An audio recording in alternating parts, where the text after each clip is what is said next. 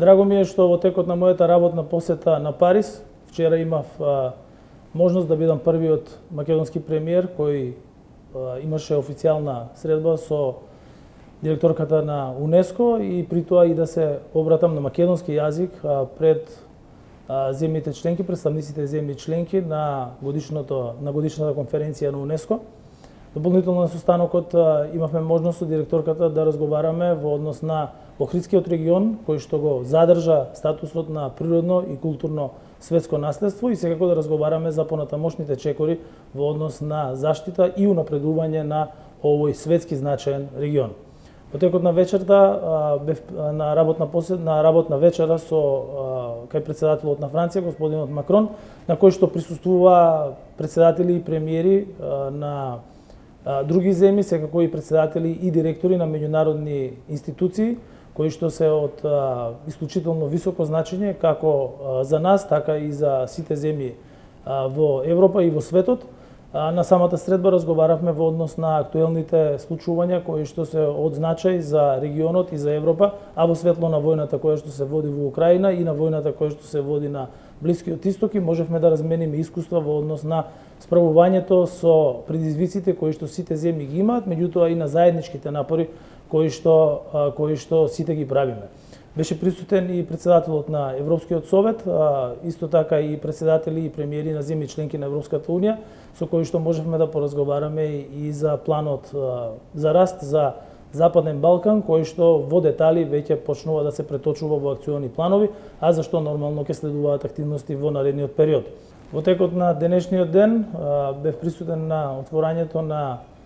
6-тиот Париски мировен форум, на кој што присуствува покрај председателот на Франција како домаќин и председатели и премиери на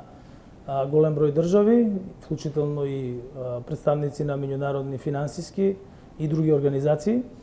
Ова е одлична можност на која што земјите и представниците на меѓународните организации можат да разменат искуство во однос на предизвиците со кои што се соочува светот во моментов, а ги има многу. Разговаравме, се разбира, за оние теми кои што се најзначајни, а подетално разговаравме во делот на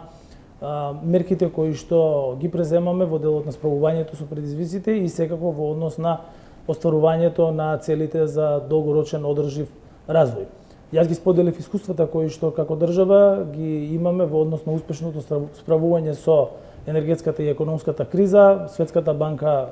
веќе објави дека Северна Македонија го имаше најголемиот пакет антикризни мерки во регионот во висина од 760 милиони евра. Разговаравме нормално и во делот на зголемувањето на платите, на пензиите, кои што кај нас се случија во континуитет во текот на изминатите години, намалувањето на невработеноста од 26% на 14%, зголемувањето на вработеноста, намалувањето на младинската невработеност, секако и унапредувањето на правата на ранливите категории на граѓани, унапредувањето на правата на ромите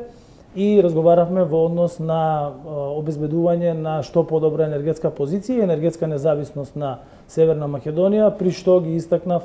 нашите инвестиции кои што се направени во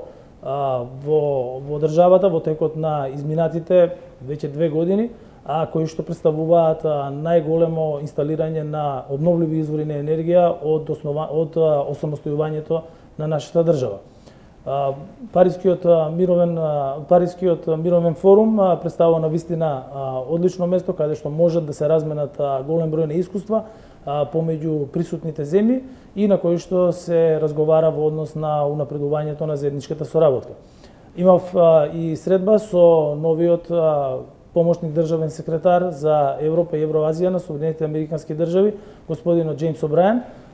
со кого што разговаравме за билатералната соработка помеѓу нашата држава и Соединетите Американски држави, со кои што имаме стратешки диалог, кој што се работи низ конкретни активности и секако дека разговаравме за динамиката на најзначајните